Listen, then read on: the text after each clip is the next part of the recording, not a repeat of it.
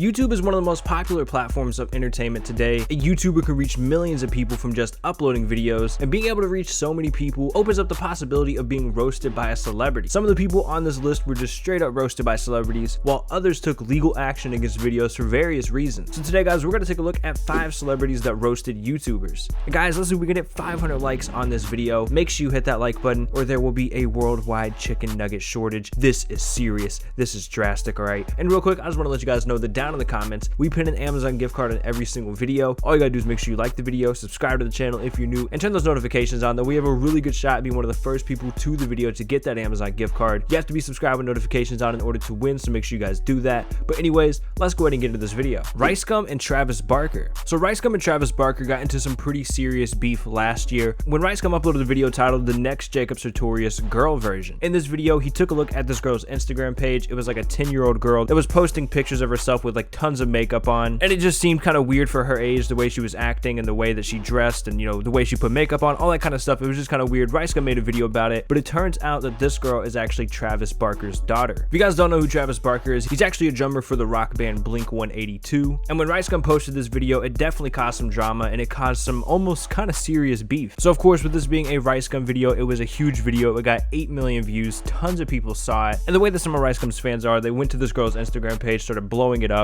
saying a lot of crazy stuff, and this girl's mom actually responded on Twitter, adding Ricegum, saying, "@Ricegum, wow, you just roasted my 10-year-old daughter on your pathetic channel. You have nothing better to do than tear down a kid." And Ricegum actually responded to this girl's mom by saying, "10-year-old's mom tweeted at me, your daughter want to act like an adult, she's gonna get treated like one." So Ricegum is sticking by his video. He didn't feel bad about making fun of this 10-year-old or anything, but the craziest part of all this is when Travis Barker responded. So Travis Barker responded on Instagram, posting a picture of Ricegum, and he said, "This lame is about to take the biggest L in history. I'll make sure to videotape it so he can post it on his YouTube. Any leads on where this pedophile lives, please DM me." And then Ricegum responded on Twitter with little eye emojis. Ricegum ended up responding to this whole situation with another video titled "Celebrity Dad Threatens to Beat Me Up," where him and Afrogum are hiding out in a cave. They're kind of just making a joke about this, and I don't think anything else really happened, but he definitely made Travis Barker mad. Lost and Unbound and Kevin Durant. Lost and Unbound is a pretty popular NBA YouTuber, 2K YouTuber. He does a lot of different things. He goes to a ton of NBA games, he films it, he tries to get reactions from the players. He actually played against a couple of NBA players in real life in videos, so he has a pretty cool channel around the NBA. He's also a really big fan of the OKC Thunder. If you guys aren't too familiar with basketball, it might be a little bit confusing, but Kevin Durant used to play on the Thunder. He ended up leaving the Thunder and going to the Golden State Warriors, pretty much forming a super team, and this was a really controversial decision. A lot of people were upset about this. If you were a fan of OKC, then you were definitely upset about it, just like Lost and Unbound was. He was a big fan of OKC, he was a big fan of Kevin Durant and Westbrook, so like most people that were upset, they started going on Twitter and roasting Kevin Durant, and one of Lost and Unbound's tweets ended up being in a Complex video. So Complex is kind of like a news source. They do stuff about music and just kind of big news and stuff like that, and they pretty much ran a story on people hating on KD, and they actually showed Lost and Unbound's tweet with Kevin Durant's response to the hate. So the video was titled "Kevin Durant has a message for you haters," and they showed a tweet where Kevin Durant just posted a normal tweet saying "Thank you, Charlie Strong,"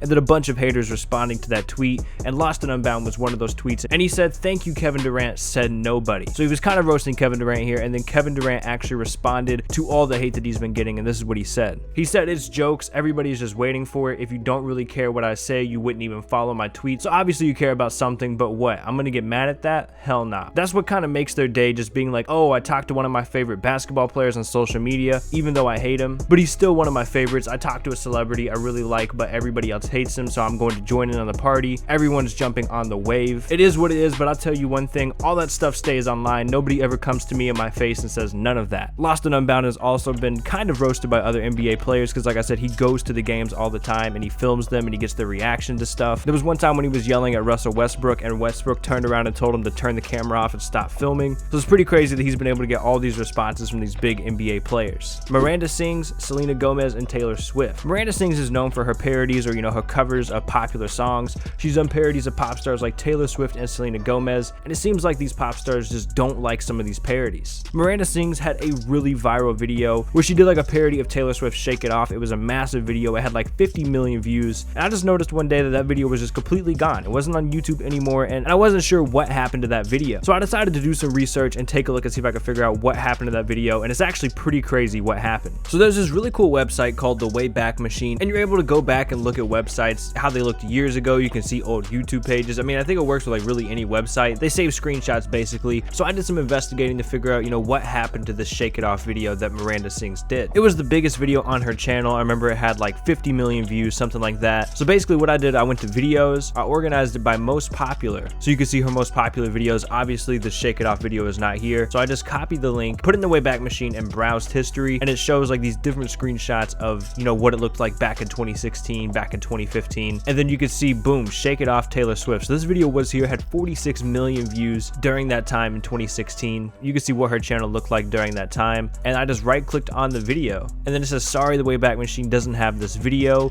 You can see it had 46 million views, the likes, the dislikes. So when you go to the link for the video, it says this, Shake It Off. The video is no longer available due to a copyright claim by Big Machine Label Group. And then you go to Big Machine Label Group's website. You can take a look at their artist. Just scroll down and boom, Taylor Swift. So clearly Taylor Swift was not cool with this video. There is a history of Taylor Swift doing stuff like this. She actually did something similar to Shane Dawson. Shane Dawson uploaded a parody of one of her songs. The label or, Taylor Swift, whoever didn't like it and they wanted him to take it down. I'm not exactly sure what happened with Shane and Taylor, but he was able to get the video to stay on YouTube and, continue to be uploaded. But unfortunately for Miranda Sings, she had the video taken down due to a copyright claim. So I think it's clear that people like Taylor Swift or Selena Gomez or really anyone in that kind of camp of pop stars just don't like YouTubers doing parodies. And Taylor Swift has been like the first one to really take action and try and stop these people from doing it. Now, of course, I'm not sure if Taylor Swift personally went out and was like, you know what, I don't like this video, let's get it taken down. It could have just been her label's decision. But either way it goes, it seems like pop stars like Taylor Swift or Selena Gomez just aren't fans of parodies.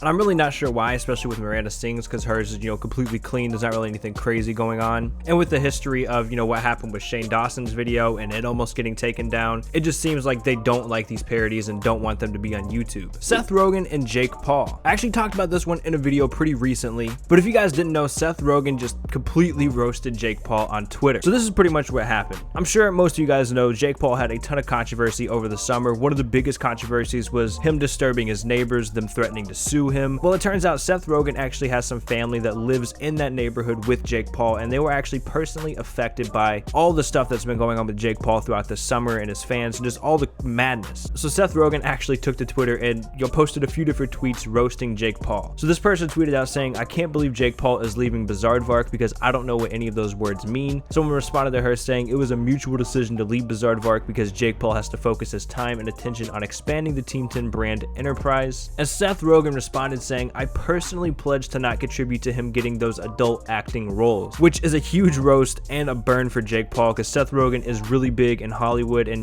making movies and just all types of stuff. And I'm sure he has some kind of influence in Hollywood. So it's definitely not a good idea to make someone like Seth Rogen mad. And he also had another tweet where he responded to someone that said, I've discovered apology raps are apparently Jake Paul's thing. And Seth Rogen responded saying, Jake Paul apology raps are my new favorite genre of music. Obviously joke around about Jake Paul and just throwing another jab at Jake Paul. So it's pretty crazy that a huge star like Seth Rogen is tweeting about Jake Paul and knows about all this crazy stuff going on YouTube. But like I said, someone in his family was actually affected by this, and that's also pretty crazy, and that's why we're getting this response from Seth Rogen. J.K. Rowling and PewDiePie. I'm sure the name sounds familiar, but if you don't know who J.K. Rowling is, she is the person that actually wrote the Harry Potter books. So of course she's extremely famous, and she has an issue with PewDiePie. So during the whole Wall Street Journal controversy that was going on with PewDiePie, where they made that video saying that he was an anti-Semite and just all that crazy stuff I'm sure you guys are familiar with, she was on the Wall Street Journal side and she tweeted out a bunch of stuff about PewDiePie. The first thing she tweeted out was saying, for those who think fascism is an edgy accessory, and she was linking an article talking about PewDiePie and the whole situation. And she also responded to people in the comments on this tweet pretty much roasting PewDiePie or just not liking him at all. So someone said it's satire, he's not an anti-Semite or racist or anything, and then she responded to him saying, or is it amusing that they would have held up that sign not realizing how offensive it was? How is this satire? And then someone else said, it's satire the fact that you can make someone do anything with $5, you should watch his vid. And then she said, mocking the fact that poor people will do anything for $5 isn't satire, it's humiliation. So clearly JK Rowling does not like PewDiePie. She has a beef with him, and I think anytime that he's in drama, she kind of tweets out about it, and it's really weird to see this. I wouldn't expect this from JK Rowling, but she definitely does not like PewDiePie. All right, well, there you have it, guys. Those were 5 celebrities that roasted YouTubers. Hopefully you guys enjoyed this video. If you did, please make sure you hit that like button, subscribe to the channel if you're new, and turn those notifications on. It's been Extracted. We'll catch you guys later. Peace out.